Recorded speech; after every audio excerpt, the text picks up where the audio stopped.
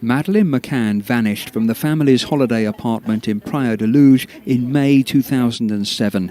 The story quickly gathered worldwide attention, leading to a number of reported sightings and conflicting theories. Her parents say the 10-year anniversary will prompt what they've called more misinformation, half-truths and downright lies. I got nightmares in my head, I fear thoughts build up until I can't feel. My mind fills up into a creature, and it haunts me somewhere much deeper. I got nightmares in my head, I fear. Hello and welcome to True Crime Rocket Science, reporting from Praia de Luz. As early as May 3rd, 2009, that's on the 2-year anniversary, the media began speculating whether a secret maze of ancient tunnels under Praia de Luz may have confounded the cops during the months immediately after Madeleine's disappearance. Have a look at this headline from Sunday, May 3rd, 2009. Maddie, did she vanish in maze of tunnels?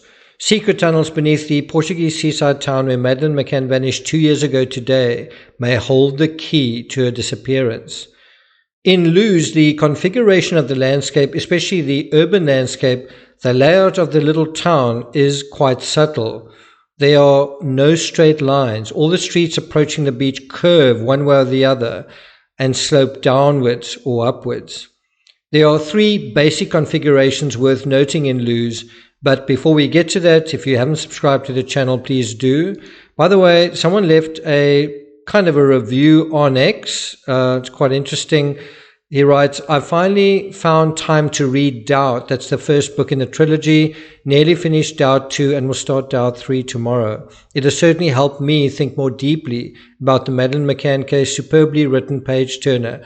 Thanks very much to Dr. Sharp for that commentary. If you're finding this analysis worthwhile, please do hit the thanks button and let's get started.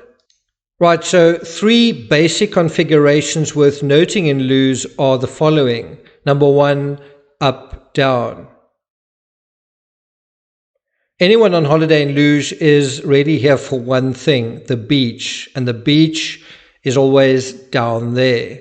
That's where everyone wants to be, and that's also where the action is. The best restaurants, bars, and shops.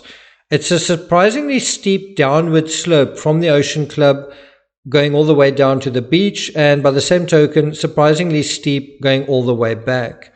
If you are blind, lost, disoriented, or in the dark, the easiest way to find the beach is simply to head downhill, just to follow the slope.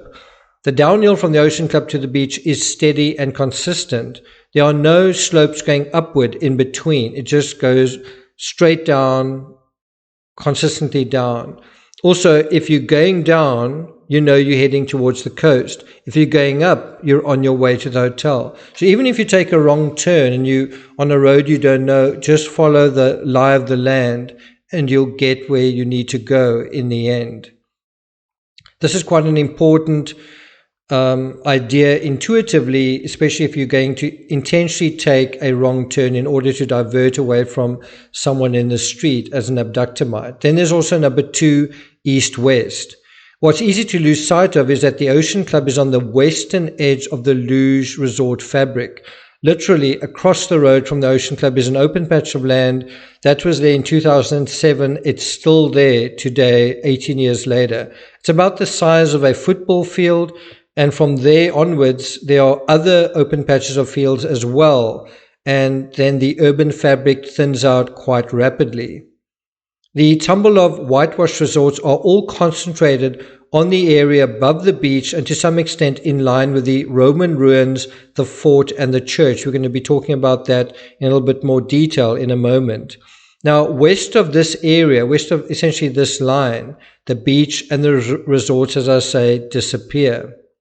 So if you wanted to snatch somebody and disappear very quickly, the way to do it was to go westwards, and that's looks like exactly what the abductor did in this case. And that brings us to number 3, the Ocean Club. Now you might say, I've studied the Ocean Club. There's nothing you can tell me about it that I didn't already know.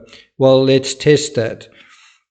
Because the Ocean Club is built on a slope, the area at the top is significantly further from the beach than the area at the bottom.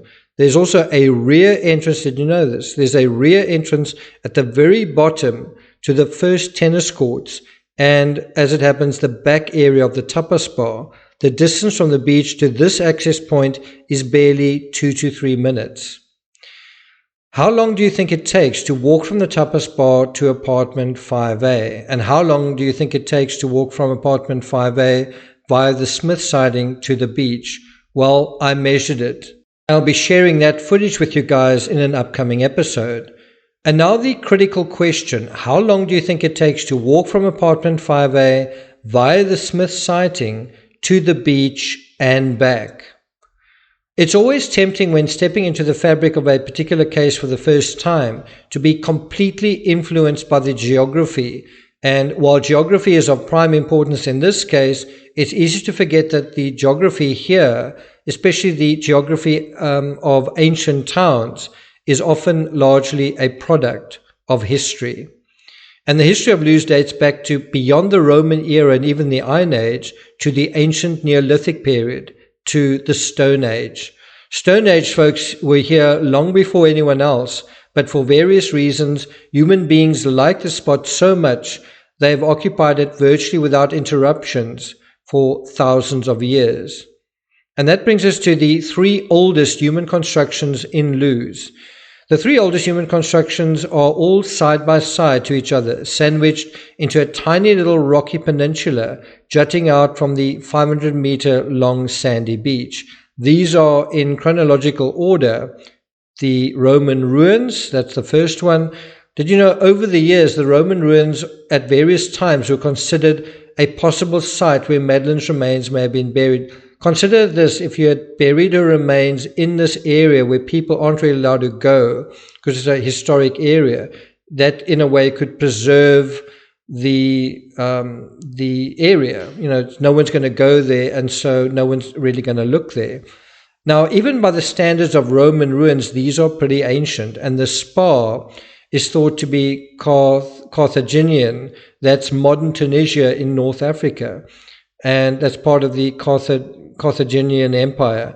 In terms of time, we're dealing with an area of time preceding the 3rd century AD. So it's possible these ruins in Lewes even predate the almost 2,000-year-old Colosseum in Rome. I've actually walked past this small little aqueduct on the way to the beach each day.